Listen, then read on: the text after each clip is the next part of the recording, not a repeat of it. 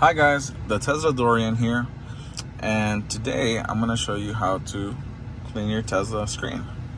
So let's say you're in your main menu, and this only works when you're parked. So make sure you're parked. If you're in drive,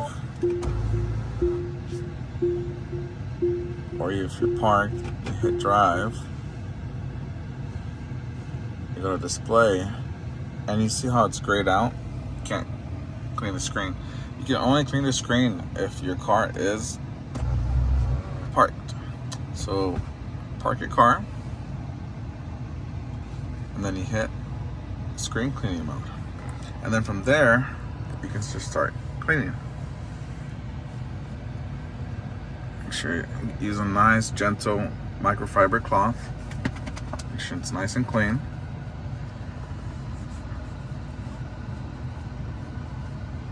And give it a nice good wipe down, and once you're done, you hold, and after 3 seconds, voila, all done.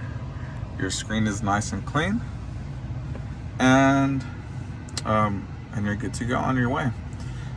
Make sure you like and subscribe for more Tesla tips. This is the Tesla Dorian out.